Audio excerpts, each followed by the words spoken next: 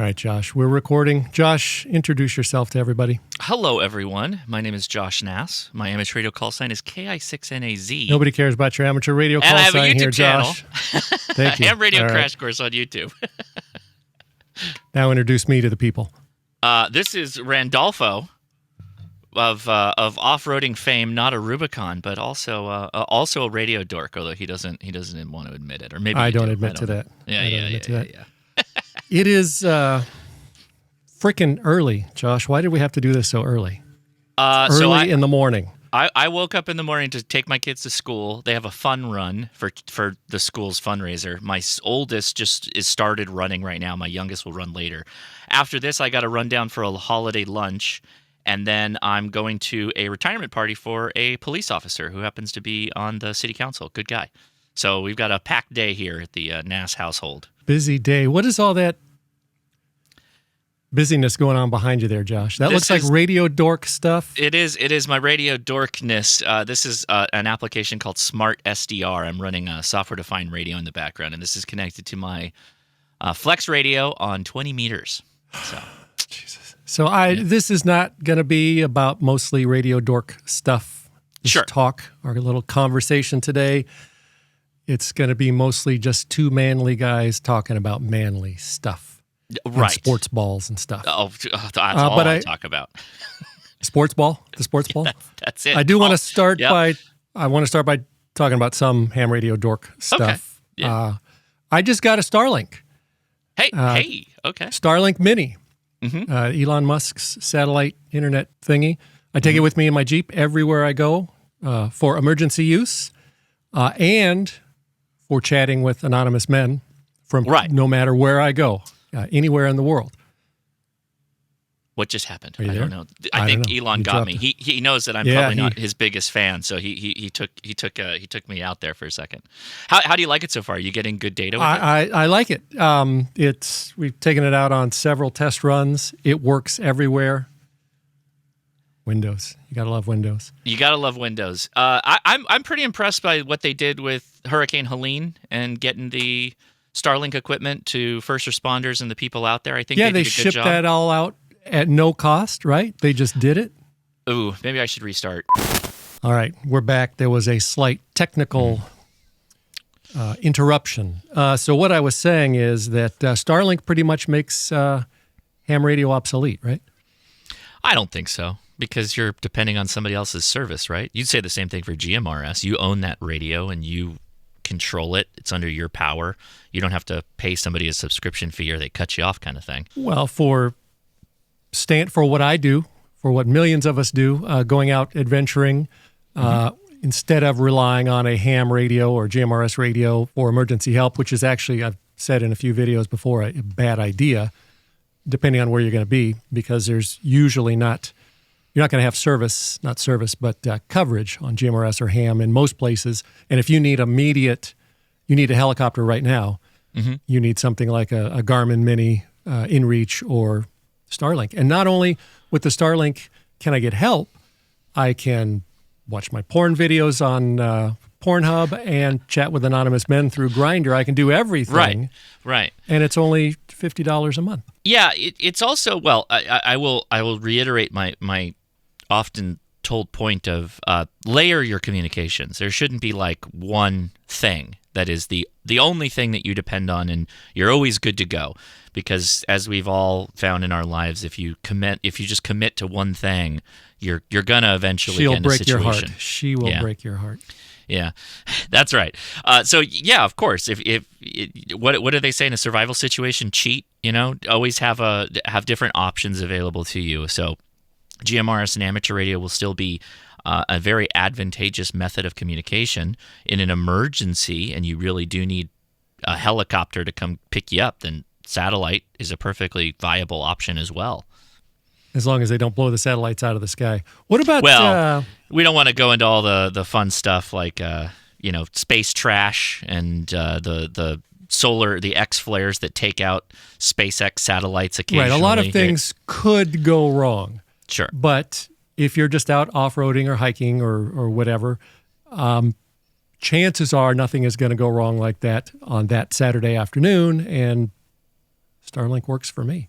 Yeah. Speaking of the emergencies, one of my paid channel supporting members, because I asked them for questions to ask you about, Kelly Black 4897 wants to know what you think about the licensed ham radio operators in North Carolina a few weeks ago during the emergency that were not letting people talk that needed help. Yeah. Emergency help because they didn't have a license. You are not licensed, sir. You are not permitted to ask for help. Yeah. What do you think about that? Well, I made a video on it, so you can go watch my video on nobody that whole watches thing. your videos, Josh. That's right. Yeah, nobody does. No. Give us now, with that said, the short version. So how much of a what short douchebag version do you is have to be? Huge. So let me get that out of the way first. In an emergency situation, you help whomever you can as to the best way you can. Right. You mean you don't gatekeep and say, what is your license before I have somebody save your life? Now, here's my ancillary comment. So I did an interview recently with two of the net operators on the repeater, the one that was kind of covering Asheville and some of the most hardest hit towns. And I talked to them about this, and they were very candid and said, frankly, we had numerous people without licenses hop on the repeater. We did our best to help them. One went so far as was handing out like Baofeng's amateur radios to people without licenses, and FRS and GMRS radios to people without family coverage license of GMRS, because it was an emergency, right? Now, I asked them, did you hear these stories of hams that were admonishing people for not having their licenses? And they kind of all heard the same story. Yeah, it happened over here, or it happened in this situation. But nobody has, like, I've seen a good example of that actually happening. I'm sure it did happen. But I think that the news story became the narrative, and there wasn't actually that much of any of that going on. I think that there was probably an active net of some kind where there was emergency traffic being exchanged, and somebody probably hopped on, maybe with poor radio etiquette or just didn't really know how to use it that well, and they might have gotten a talking to. But because I have no context, it's hard for me to go deeper than that, other than say, in an emergency, help your fellow man out, right?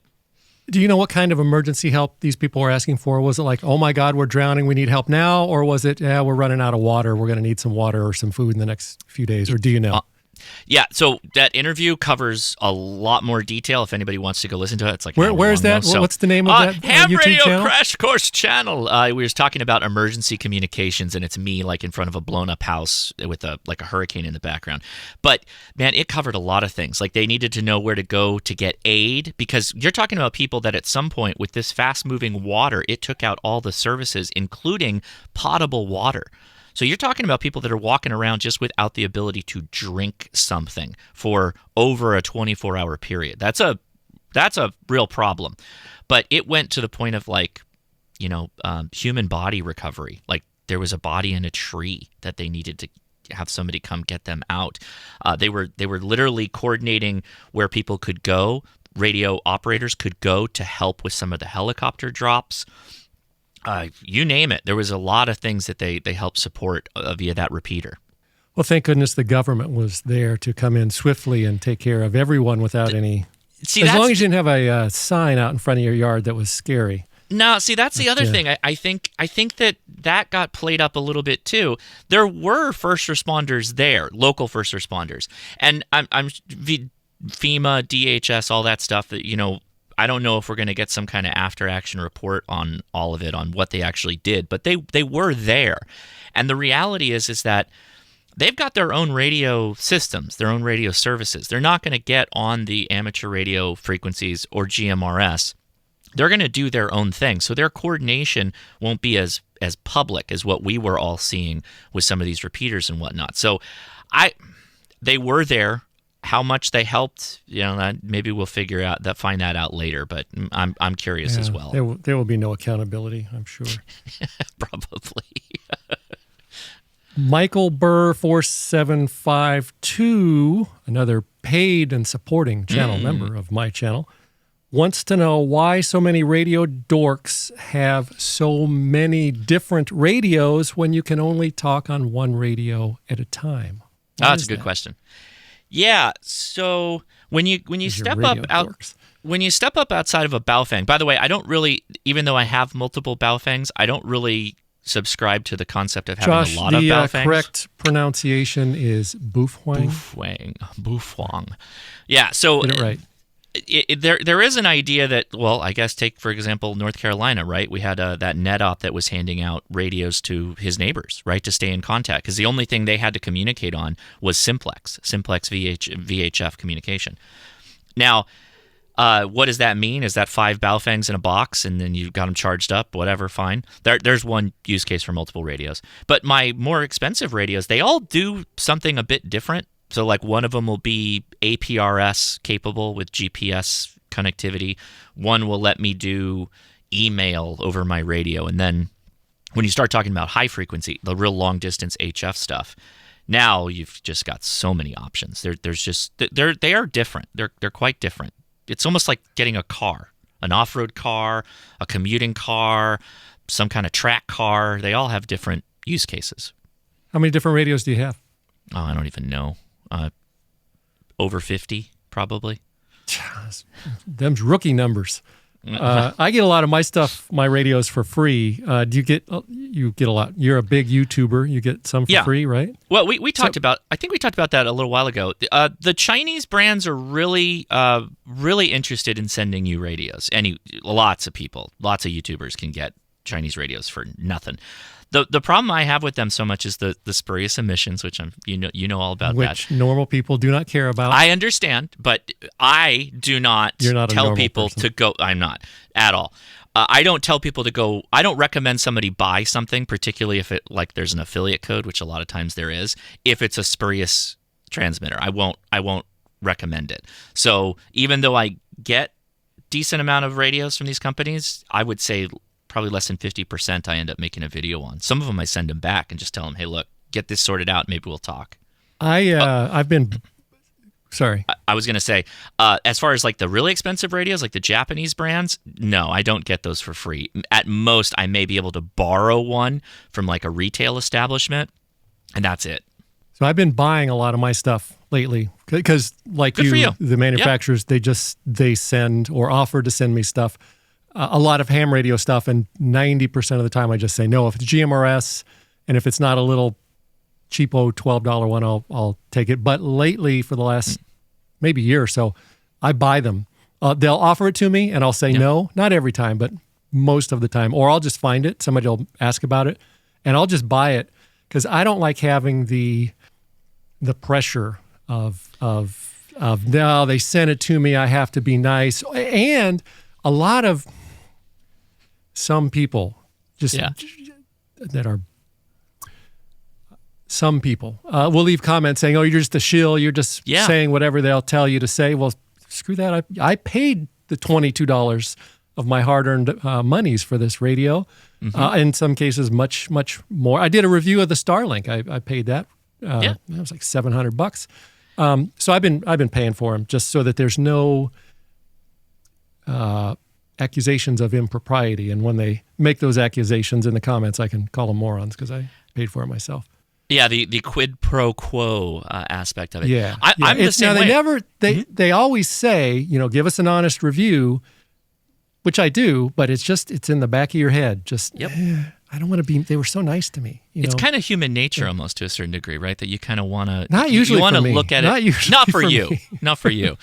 You want to look at it in the best light. I've done that with a number of things, and there's a conspiracy side of this for the radio reviewers out there. My fear is that they'll send me a radio that they've gigged to be to pass FCC standards, but then the link that I send people to will be just something off of Amazon or some crazy boat out of China, and the radios they get will be the lower quality ones that don't do a good enough job at the filtering. So when I have doubts, I'll just buy it and I'll do my own testing so that they don't know who bought it, right? You buy it off of Amazon. Right. They don't know Josh bought it. They don't know Randy bought it.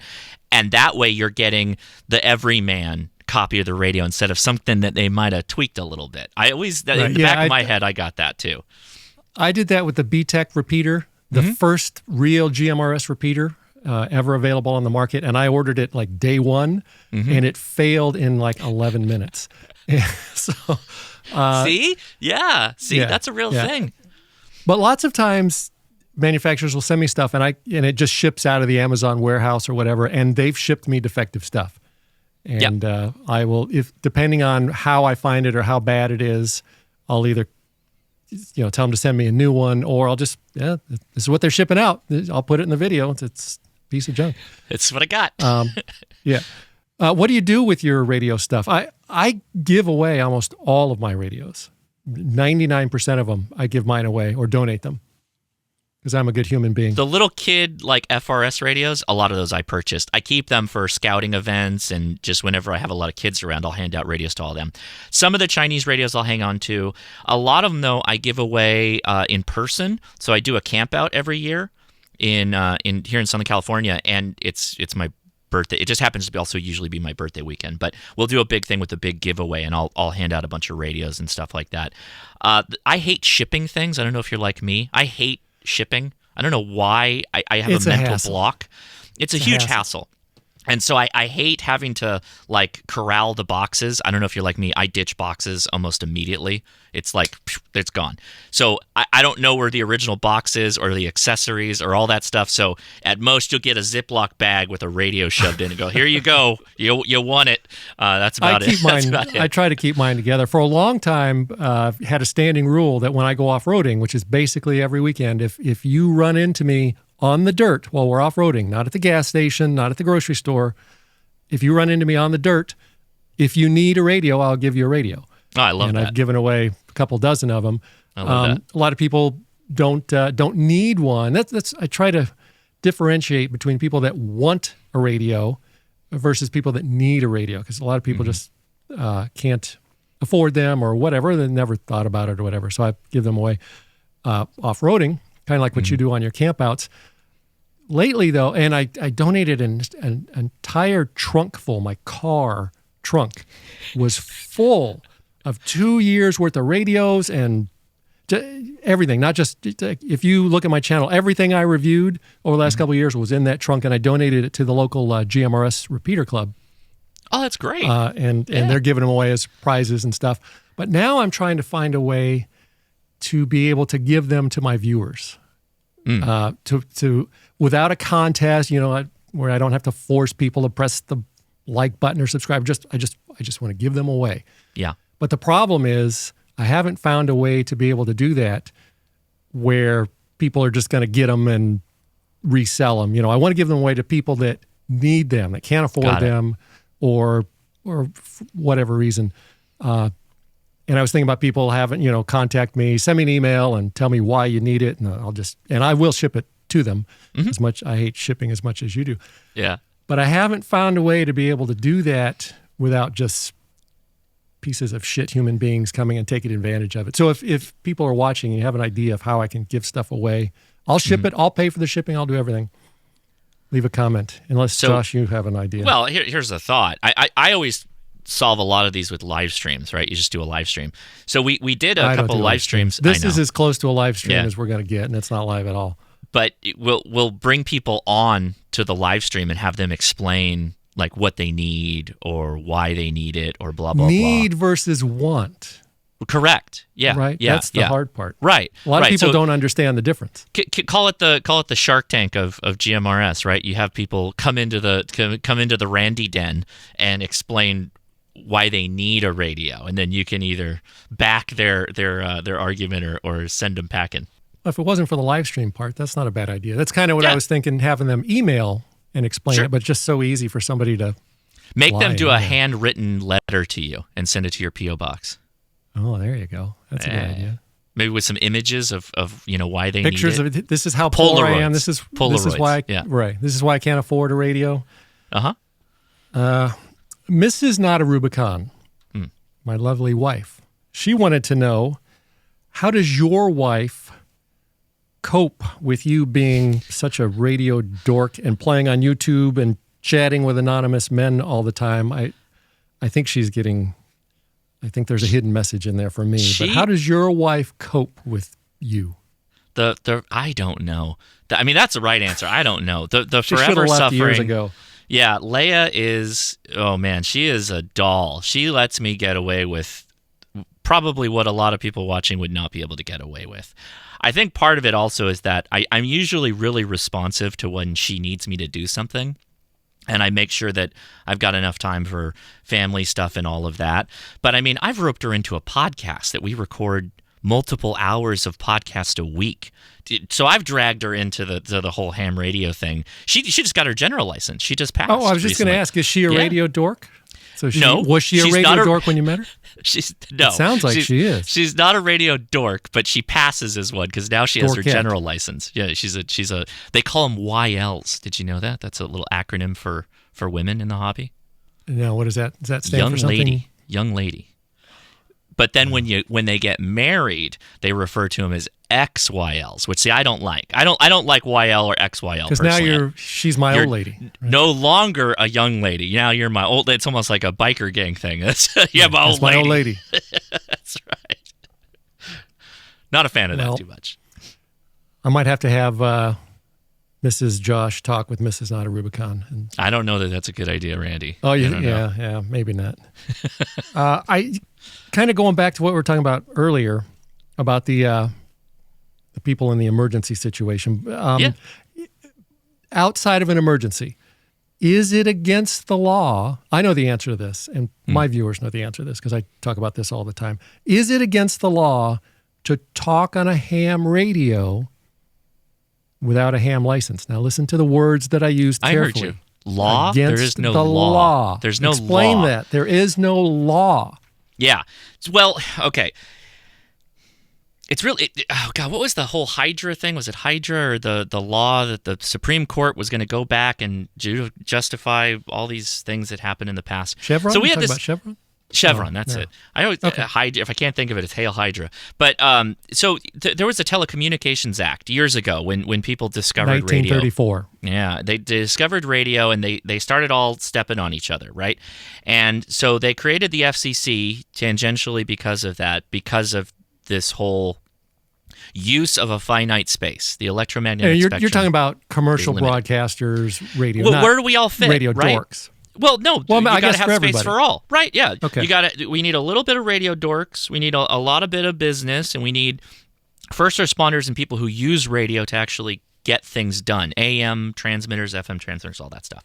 So what happens is, and this goes back to, I think, the last time we talked, when we walked through kind of the process of what happens when the FCC comes after you. The FCC is not a policing arm of the government. They have an enforcement, but they aren't police officers.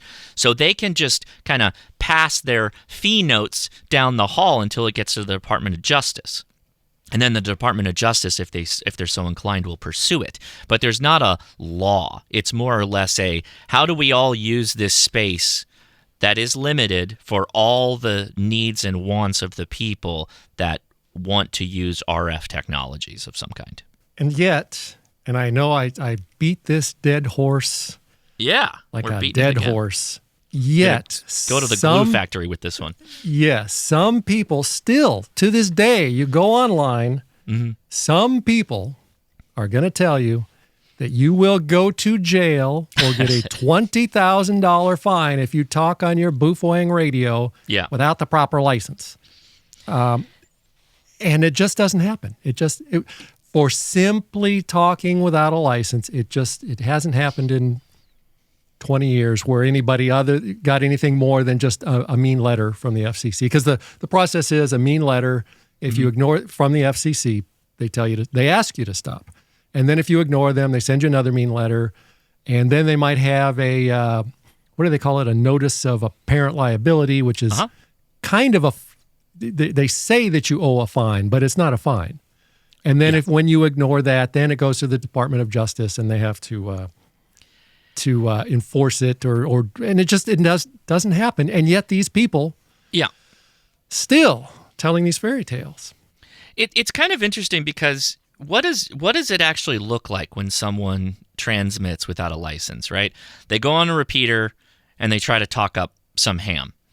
They maybe will fake a call sign or maybe not even give a call sign. And at some point the ham's just going to go, yeah, go get your license, man, and come on back. You're welcome back anytime. No, they're not. They're going to argue with them and call them names for 30 minutes or an hour and argue all day long. That's not how any of it happens. And the other way it'll happen is they'll just stop talking. They'll just turn the radio off, or they'll turn the repeater off, right? Yes, there are cases, and these are the ones that get the hot airtime, right? It's the news. The news always focuses on the if it bleeds, it leads. There are cases where they start getting out there and yelling at people, but these are the minority of cases. Most of the time, they'll be like, hey, we'd love to welcome you out here. We got a club meeting every end of the month. We meet at Shakey's. Come on down, get some pizza, and you don't even have to be a member to join us, but you got to have a license to get on the air. That's what happens 9 times out of 10 in almost all situations, but we all focus on the super negative stuff. Nobody told me there would be pizza involved. And Mojo's, buddy. Come on down. Oh, man. So if talking about laws versus rules, am I a morally reprehensible person if I get my radio, my unlocked boofwang or whatever, and I talk to my friend on some frequency that nobody cares about, is not in use by anybody, and we're using this ham frequency that nobody is using, or even a business frequency that nobody's using? Am I a bad person because I've broken those laws, or is it my God-given right, my Xenu-given right to talk on the free airwaves if I'm not bothering anybody? Oh man, you're asking me an ethics and morals question, and for everybody that didn't know, question. I am an engineer, so I'm probably the least qualified to talk about ethics. That's why they got to make us go take ethics 101 every year, because of the nonsense engineers will get themselves into. Well, so God, this is kind of complicated, because obviously the individual wasn't there in the past when they all decided to divvy up the frequency spaces, right? And they weren't asked, hey, where's my free space that I can go to work UHF, right? Doesn't necessarily exist. I think that, we call that FRS. Right, so that's where I'm going with this. So I think that, yes, ethically, it's probably outside of the gray area into the ethically wrong, because there are free services like FRS and CB, which do give you access to the frequency spaces. It's just not the frequency spaces you want necessarily, or the capabilities you want. So then it comes down to, we live in a community, the often joked about meme.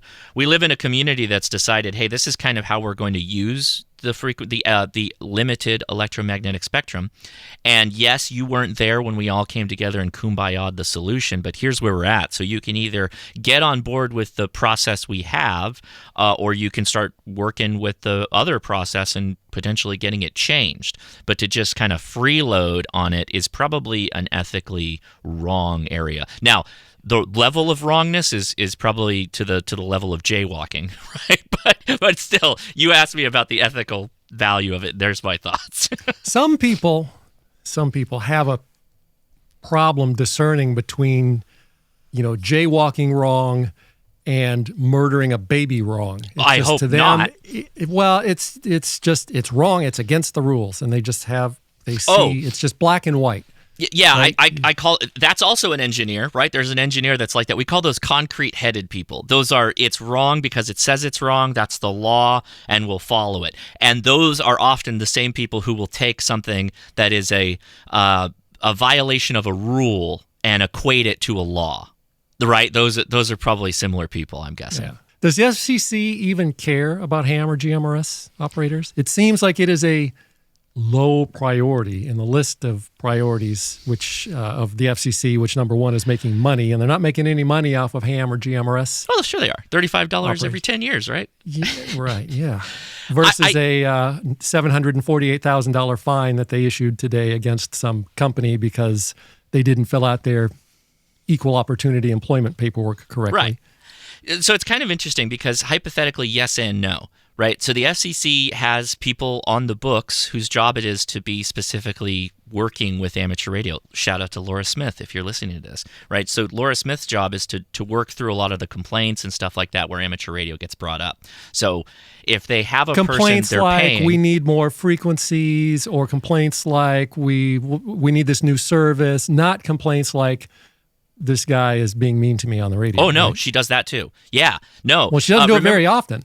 Remember that Chinese banquet interview that they had, the big panel of FCC people? Laura Smith was on that panel, and she talked about getting hundreds of these complaints a year where, like, Bob started using Bob interrupted Jerry and I on 40 meters, and he was not a nice guy. Like, those are some of the complaints she gets from hams about other hams. I can imagine. You could imagine. I can imagine.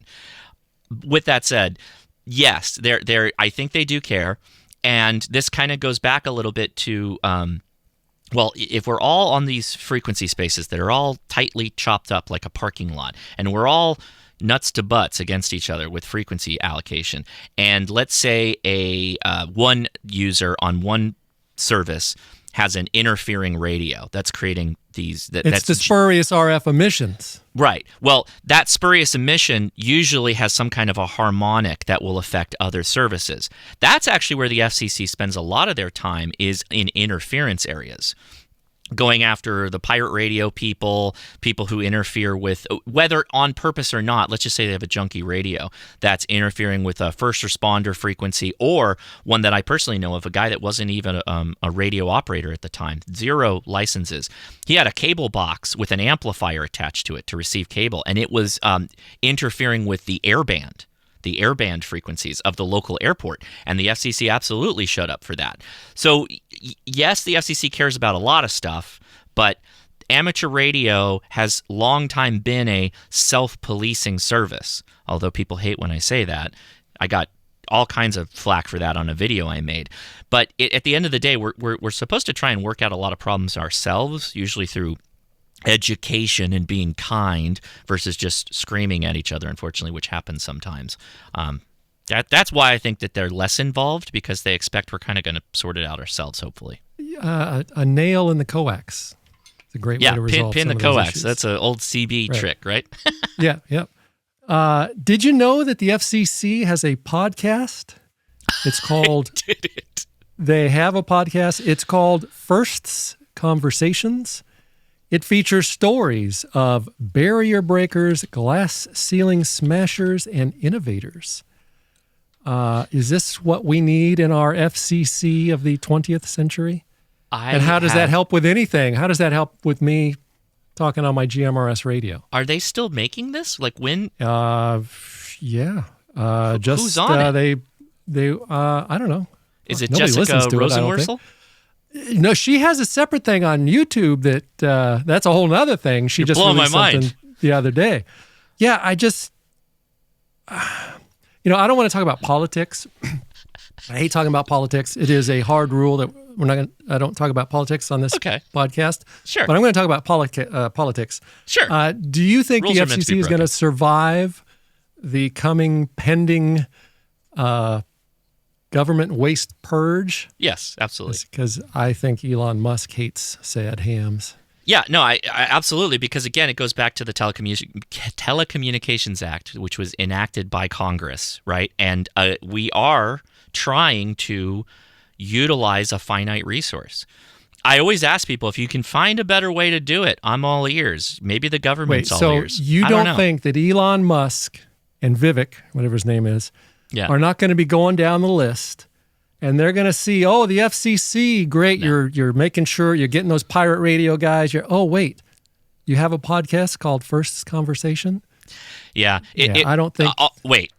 So if Elon Musk is scraping the lowest bottom of the barrel that's gonna be at the of bottom. The fat of our government, and that's where his focus in, he is failing. He is failing at whatever job they gave him. He's got way bigger fish to fry. Trump will be out of office by the time that earmark of dollar amount ever comes up. Way low. I'll give you that. Way low. It'll be because low. They are largely self-funding. People come at me all the time. They're like, they're not self-funding. They're part of the general blah, blah, blah, blah. I just had some clown argue and call me names when I said on X, Elon Musk's of course. X. Yeah. He complained about the FCC needing to be abolished and wasting all of our money. I said, no, they're self-funded. And he came at me. People don't understand. People don't understand that you have to take the money in to then spend it. right? And so the fees of last year are what pay for the FCC funds this year. They can't they're not living hand to mouth. Like as the money comes in, they go, right. So they get a budget. Yes. They get a budget that gets funded by Congress. Yes.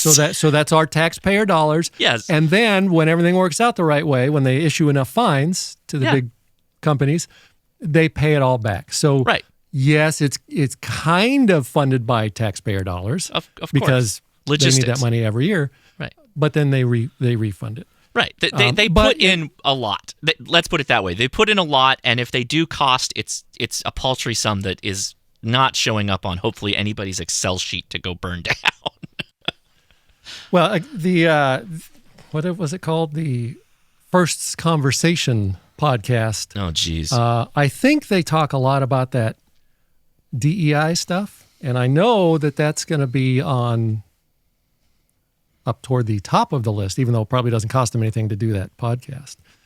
So we'll see. I don't think the FCC won't be abolished, but no, hopefully that podcast will. Another one of my supporting channel members, been deleted 9155. Been deleted. Okay, been deleted. Been deleted. Like bend over. Is this Moe's Tavern of podcast questions? Right.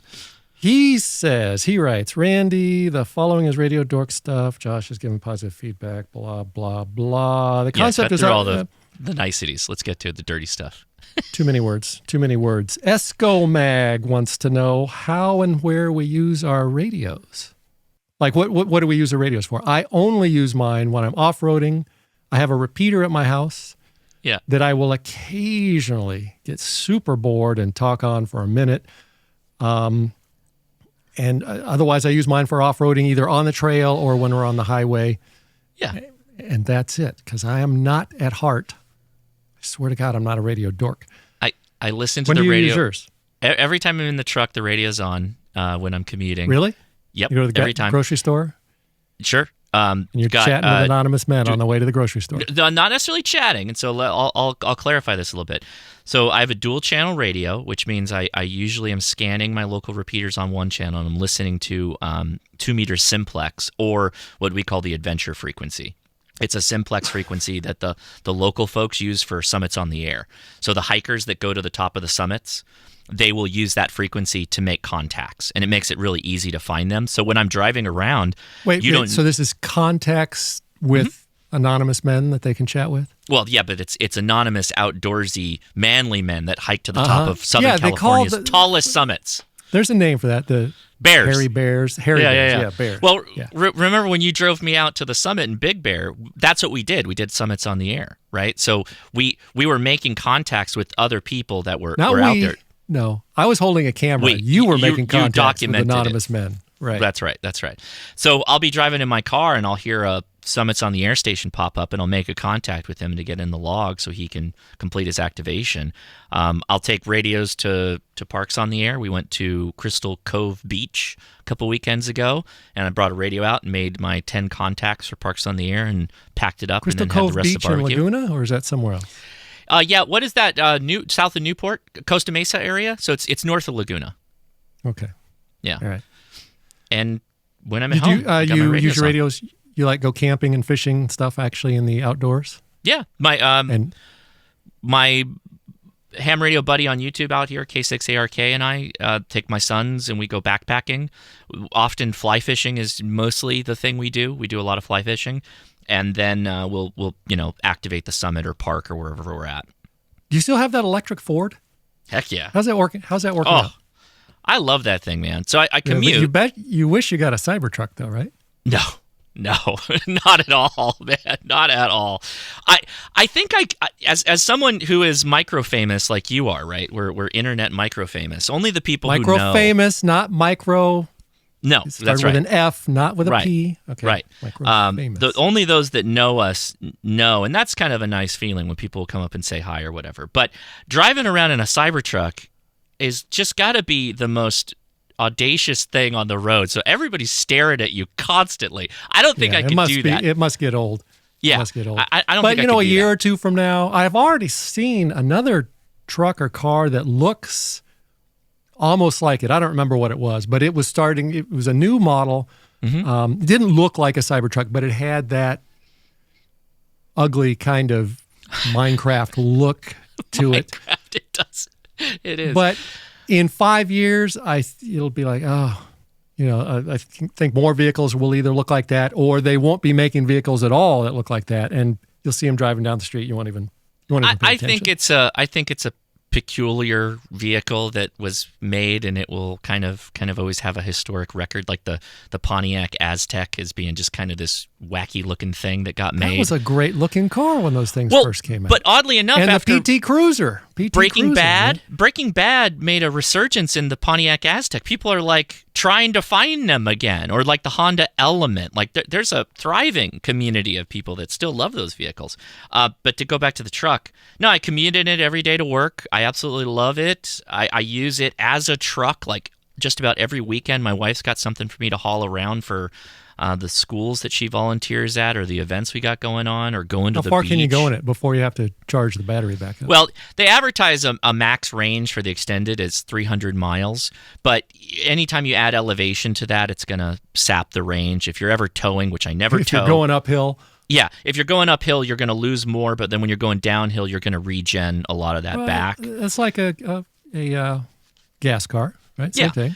My big thing, though, I got to say, as far as like truck ownership goes, having driven in trucks and owned trucks in the past, my biggest thing is like, where do I put all my valuable stuff? Because you got a bed, so you can put a cover on the back of the bed. Well, if you have a Cybertruck, it closes. It's enclosed. And then you open it up, and it's as big as a truck bed. But raccoons are breaking in that thing. They think it's a dumpster, right? But the front truck. Bulletproof. What are you talking about? It's not the tonneau thing, that slide-down thing. That thing, oh, dude, that thing breaks constantly. That's like one of the biggest problems they have with that truck. That sliding top cover, it's got all kinds of problems.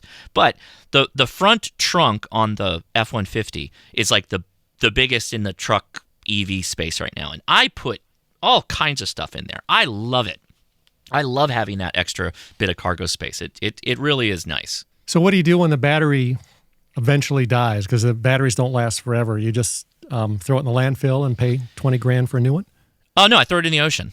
Right, we drag it out in the ocean. we just launch that sucker as far as we can, right? No, of course not. So they've advertised that you should be able to get 10 years of useful life out of that. So what does that mean? It's probably going to be 10% degradation, so you'll still have 90% capacity. We'll find out when we get there. I've had very little battery degradation. I don't know, like 1 or 2% at most. It's after how long? No problems. How long have you had it? I bought it. I got it. I made delivery in January 2023. Yeah, so not bad. And did you buy it or did you lease it? Oh, I bought it. Okay, yeah. Leasing is stupid. Yeah, now, the depreciation on EVs is a nightmare. So I don't know what kind of money I'm going to get out of the back end on it. Well, the depreciation on any new vehicle is a nightmare. Is it worse on a new EV? I think it's worse. I think it's worse. At the same time, I'm a buy it and run the wheels off of it. So I'm completely happy with it. I've got like almost no complaints. It does everything I need. Well, it does 98% of everything I need. And then the 1 or 2 days out of the year where I need to tow something, which hasn't happened, or I've got to go a super long distance, I'll have to stop a couple of times to charge, but that's just part of the convenience of all the other 98%, so no big deal. Does it have four-wheel drive? Yes, and rear lockers. Oh. And they're not like the Cybertruck computer lockers or whatever the hell that they're is. Real lockers. It's real lockers. Yeah, real lockers. Come off-roading with me? See how long it takes to break it? Yeah, no, I actually got to use this thing. I got to drive it. So I don't have a second vehicle to go depend on. Oh, that would not be a good idea then. No. Have you seen the new Jaguar commercial that just came out? I hate that new logo. What did they do? It's like you think Comic you hate Sans. the logo? Did you look? Have you seen the commercial? No. Oh, No. Jesus, Xenu, Is it? have mercy. Do you like Jaguars? Like traditionally, like old school Jags? Okay. Let me tell you a story. Ladies and gentlemen, listen to this personal story of mine. When I was a young child of 7, 8 years old, I remember in 1975 seeing a TV commercial that was for a Jaguar. And it was something about not a car, but a way of life. Now I knew what a Jaguar was. I knew it was a fancy, expensive car. But something about that commercial, I was like, oh man, someday I am going to have a Jaguar. And then as I lived through poverty the next 25 or 30 years, I was like, forget that. But then finally, when I was like 30 or 35, I realized, holy crap, I could buy a Jaguar. The time is now. I went and I got a 2003 S-Type Jaguar. S-Type, yeah. Most beautiful car. I just love the look of that S-Type. Went and bought one, and I thought, I had hit the pinnacle of pinnacles. Mm-hmm. And then in a few years after that, about 5 years after that, the Jaguar XF came out. I didn't know anything about it. Hadn't heard about it. Yeah. I was watching Top Gear. Jeremy Clarkson got in it. Jeremy Clarkson said something to the effect of, Randy, go buy that Jaguar. Jezza said buy it, and Randy said yes. Not only did I buy it, I bought the third one that they had on the lot at the dealer. Really? Because it was a brand new model. XF supercharged. Was that a V8, V10? V8. V8, okay. 400, 500 horsepower. And then I took it straight over to the guy to do some work on the supercharger. So it was extra 50, 75 horsepower. Nice. And then my wife was getting bored with her whatever car she was driving. So I got her a Jaguar XF, kind of the old, not XF, XJ. XJ, okay. That's the sleeker, what I call the old profile. Old lady. Yeah. No, it's the old man Jaguar. Okay. Super luxurious. It's a touring saloon is what it is. Yes. So, I reached my 3 pinnacles and I still felt empty inside. So I bought a Jeep. There you go. And then I couldn't afford any of the Jaguars after that. So I got rid of the S-Type to get the XF because I wasn't that rich. And then I had the XF and the XJ of my wife's. And then I got the Jeep. And that Jeep was more expensive than the 2 others combined. Everything combined. Right. Everybody always says that Jaguars fall apart. We had no problems with any of them. It was minor stuff. Yeah. Until the warranties went out. They had a 3-year whatever warranty. Then it knew. Yeah, but it was just little things on the, nothing major ever on the S-Type. On the XF, little things like the dashboard would start rattling and little stuff, nothing major. But on the wife's, I swear, it was like the day after the warranty expired on the XJ. She blew out a freeze plug. In the block. Yeah, it was. Yeah, in the block. Yeah, that's not good. Yeah, it was not good. And that costed a few dollars to get fixed. And I was just like, screw this. And then we got an Infinity or something. So I guess the answer is I loved Jaguar, just the whole thing. I kind of grew out of it and back to basics. I drive an Altima now. The Jeep and an Altima because I just don't care about that as much anymore. But I still loved Jaguar until they Bud Lighted themselves just this last week. They Bud Lighted themselves. Oh, okay. I got to go watch that then. I'm much like you as a kid. I saw the ads and I was like, that's a good looking car. And then I got a little bit older and everybody was like, oh, the electrical, right? The electrical was always the thing with Jags. That British was cars the in general. old days. That was the Lucas electrical system that I think when Ford bought them whenever that was in the 80s, they fired Lucas Electric and they started using real electric. But then Tata, some Indian company, bought them a few years back. And I don't know who owns them now. And yeah, I just like the look of them. I never owned them, but I always thought they were a cool looking car. They are very luxurious. There's a British styling that I like. That old racing green British blah blah blah. The little roundiness. Like I like the Aston Martins. I love. Right, it was next on my list. It was next on my list. Yeah, but then I realized it was just stupid to spend all your money on. I agree. Car. Yeah, I agree with that. And I guess that's you grow up, you grow out of it. And now I spend all that money on a Jeep instead, and that's probably worse because you spent more. It's not even good looking. It's not pretty. But I have a lot more fun in it.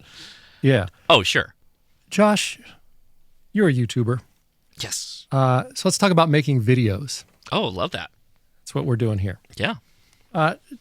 Tell us about, or can you even show us your studio setup? Because you've been doing this a lot longer than I have, And so show me how the Master does it. You can't. No. What kind of camera do you have? What kind of camera do you have? I am using a Sony mirrorless, what is that, a ZX1 or ZX3 or something like that. And then I was looking at the Alpha one. Have you heard of the Alpha one? Oh, yeah. The new one. I was looking at that last night. Mm-hmm. And then I saw the price tag. I was like, yeah. Yeah. I'm not at Josh level yet. I'm just a YouTube hobo. No.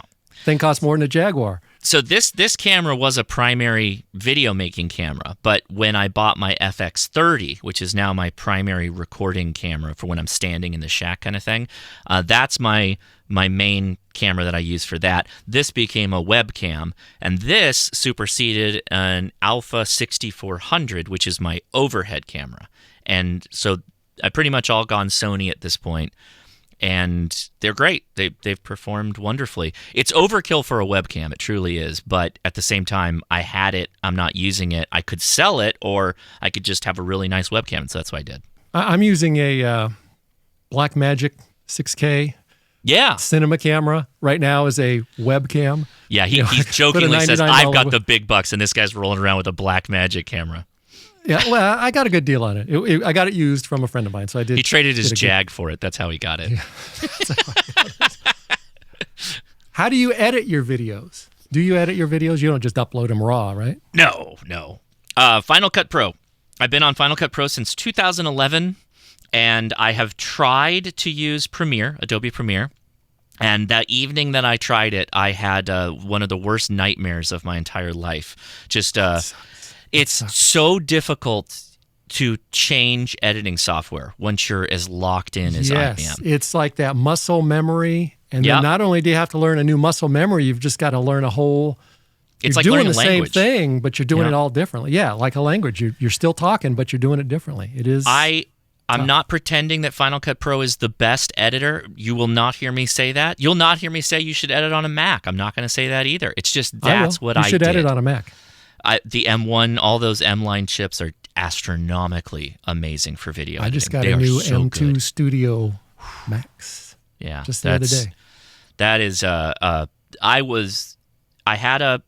okay, so little background. So back to how Premiere sucks. Yeah. So 2011, I bought an iMac. It wasn't even a top of the line. I don't even think I did much to it. I think I had him put a video card in it because I was going to edit. And I used that iMac from 2011 until 2000, whenever the new M1s came out. When the M1 came out, that's when I upgraded it. I used that iMac for the first 100,000 or more subscribers I got on YouTube. And that was close to a 10-year use case of a computer. So can't hate on that. It paid for itself multiple times over. But then I upgraded now to this new Mac laptop, I guess 2 or 3 years ago. It's been great. What do you think about Resolve? Have you tried Resolve? Yeah. So is that what it's called? Resolve? The Divinci Resolve? Divinci, yeah. So I have that actually on my iPad, and I think I've only edited 1 or 2 videos when I was on vacation or something, and I just needed to do something quick. The iPads and tablet editing has come a long, long way, and it wasn't that bad. I think that the workflow, which we call editing, was really approachable on the iPad for Divinci, specifically what we're talking about. I thought it was pretty good. Have you tried the Final Cut on your iPad? I have. Yeah, I have. Is it better than Divinci? Because I have no frame of reference and I have no real deep-seated, ingrained knowledge, both seemed adequate to get the job done. If not, Divinci might be a little bit easier with the picking of the videos and the scratch cutting that you do with it. I thought that was pretty. But then you got to learn the nodes, and again, it's like I'm ingrained in Final Cut, and a node. I don't know what that means. I don't even know. I think a friend of mine. Okay, well, I guess you don't have to use it, nodes then. But a friend of mine who's just started a YouTube channel, and I would give a shout out, but I don't remember what it was called. He asked what I used to edit, and then asked what he should use. And instead of just knee-jerk saying, well, you should use what I should use, I recommended that he go with Resolve. It's free. It's free, and it's a lot of people would argue it is the best. Better than Final Cut in a lot of ways, better than Premiere. Everything's better than Premiere in most ways. And he picked it up and started using it from knowing nothing about editing to editing fairly decently, real quick. I think it's fantastic because it's free, and most computers can run it. There may be some lag. Editing can be really taxing on your computer, but it's a great place to start for sure. Yeah. So you admitted pretty much that you don't use Linux. You're using a Mac. It's a Unix-based operating system, Randy. That is true. It is true, but not or Linux. Or it's BOS or something. I don't know. I think hams across the world just shouted out in hate that you're not using Windows or Linux. I use Linux on Raspberry Pis. Ooh. So isn't Linux what all the real hams use on their daily, because they like, some people tend to like things to be as complicated as possible. Yes. And it's just like, let me complicate my life more by using something like Linux, and then I can brag about it online and show everybody how smart I think I am. Yeah, secretly, all I use the hams command are line sadomasochists. because, they use the command line instead. They disable their GUI because they like DOS so much. They're like, bring it back, baby. No, not DOS, not in Linux. No, but you know what I mean. Command line. Yeah. Well, okay. So I think that Linux has, at least it did, as of a couple of years ago, it had the most compatibility with just about anything. You could plug Linux into it. There was an application for just about anything for ham radio, and you could get up and running. Windows. Okay. You said just about anything. I'm like, what the heck? You mean just about anything? Ham radio.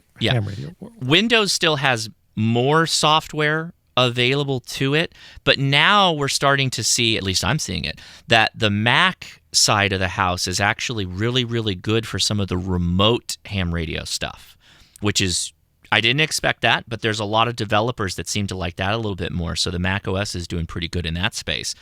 I use everything though, for my NOAA satellite image downlink radio station. That's running Linux.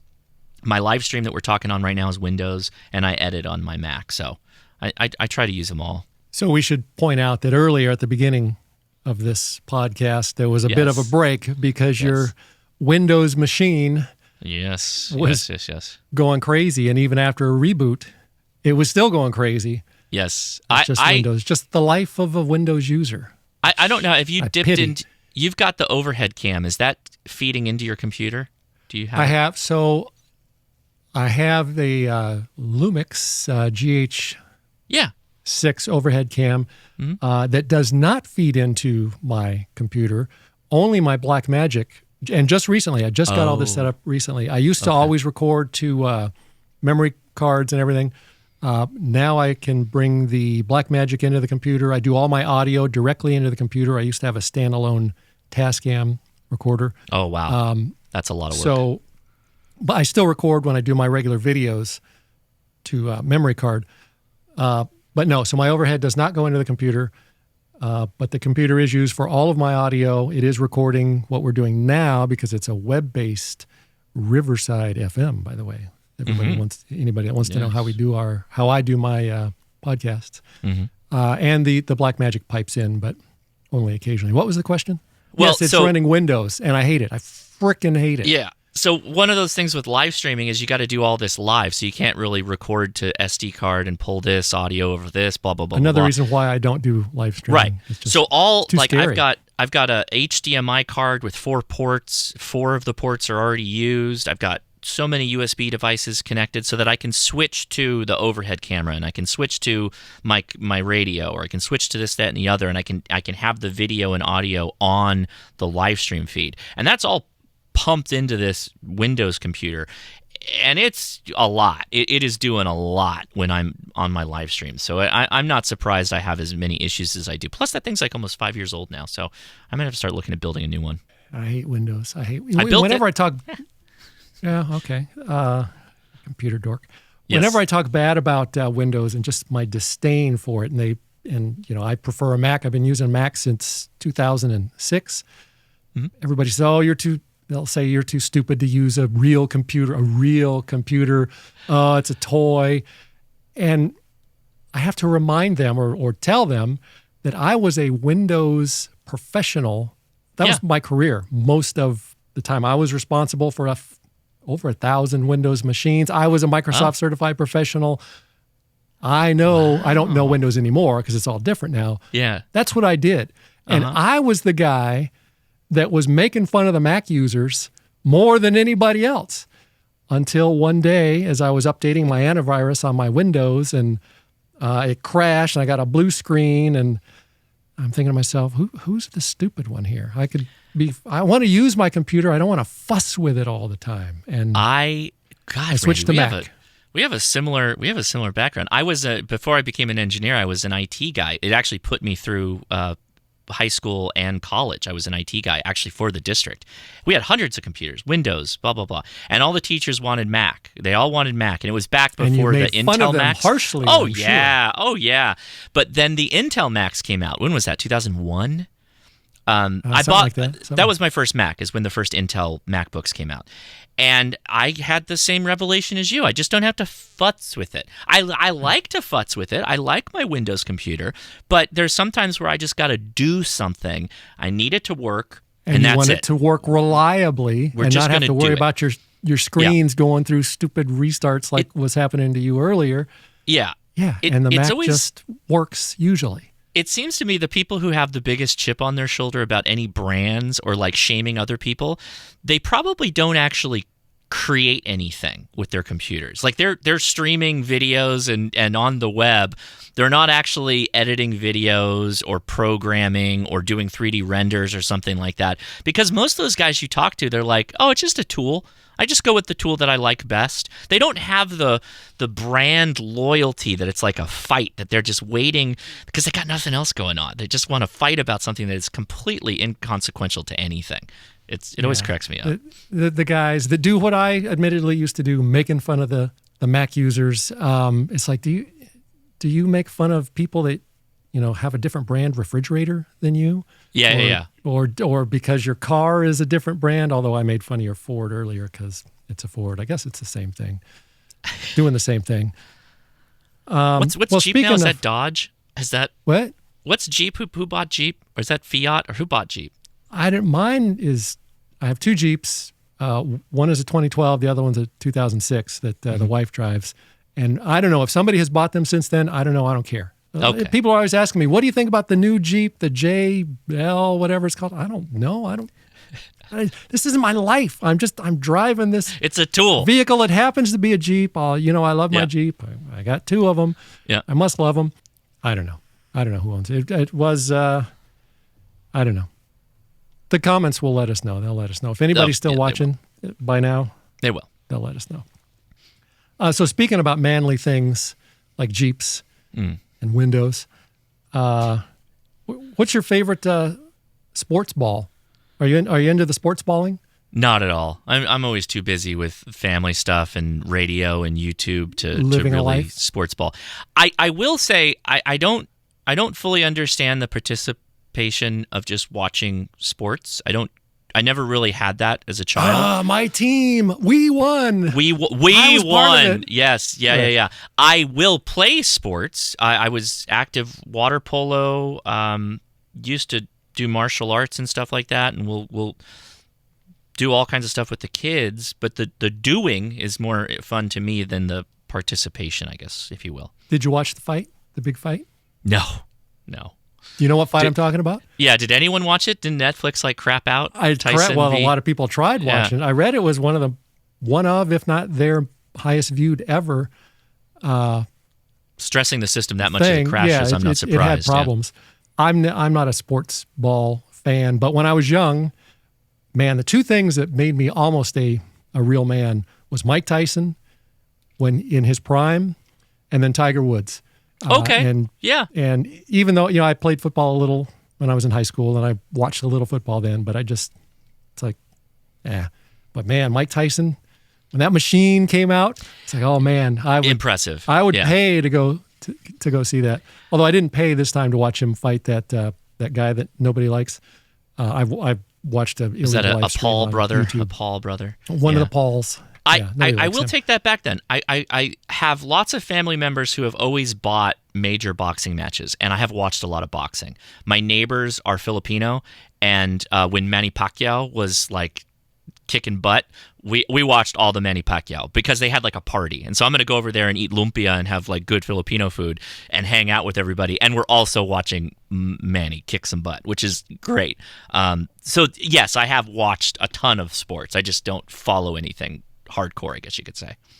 Yeah, it's like a normal person. Josh, I'm running out of stuff to talk about.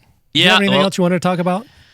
I think you got to have me back. We got to talk about this flat Earth, man. I'll leave you with for everybody who wants me back. Let's talk about the flat Earth. I think, and you can tell me your thoughts because I got to skedaddle here too. But I think the flat Earth and the people who believe it is like the mothership conspiracy.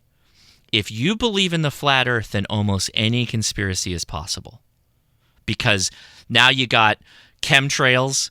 You got we didn't land on the moon. You got ancient it's aliens. Always, a lot of time it's the same people.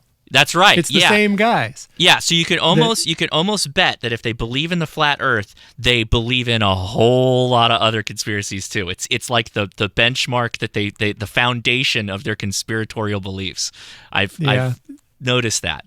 Yeah, and I used to dismiss stuff like that. Just you say flat Earth, just you're an idiot. I wouldn't even listen.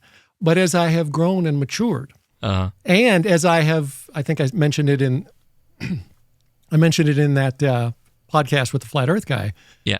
As I have started to mistrust and distrust them. Oh, here we go. The them being what I have been told my whole life. So now guy comes and says, "Oh, flat Earth," and instead of saying you're an idiot, I say, "Yeah, what do you got? Show me some evidence. Sure, right? Let's talk about it."